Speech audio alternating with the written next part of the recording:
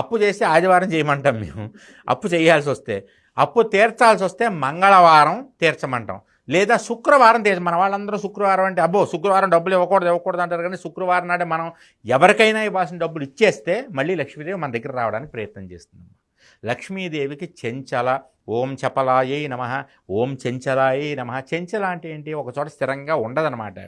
కాబట్టి ఆవిడకి ఎంతసేపు కూడా తిరగడం ఇష్టం. మామూలుగానే 500కి 5 ఇందాక మీ దగ్గర ఉంది, ఇప్పుడు నా జేబులో వస్తుంది, తర్వాత ఆయన జేబులోకి వెళ్ళిపోతుంది, తర్వాత ఇంకోటి అలా వెళ్ళిపోతేనే ఒక చోట ఉండదు.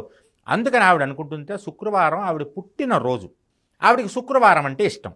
అందుకని ఏముంటుంది, శుక్రవారం నాడు మంచిగా తలస్నానం చేసి ఆవిడ పట్టుచీర కట్టుకుని, జుట్టు చక్కగా విరబోసుకుని, మల్లెపూలు పెట్టుకుని సరదాగా బయటికి వెళ్దాం అనుకుంటుంది.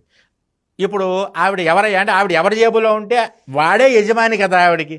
వీడు ఎప్పుడు ఖర్చు పెడతాడు, నన్ను ఎప్పుడు ఖర్చు పెడతాడు, ఎవరో వస్తారు, ఏమంటే నా డబ్బులే ఇవాళ శుక్రవారం ఏమన్నా వెళ్ళిపో అంటాడు ఆయన. చిచ్చి, శుక్రవారం నాడు బయటికి వెళ్దాం అనుకుంటే వీడు నన్ను బయటికి పంపట్లేదు కాబట్టి ఇంక వీడి దగ్గర రాకూడదు అనుకుంటుంది.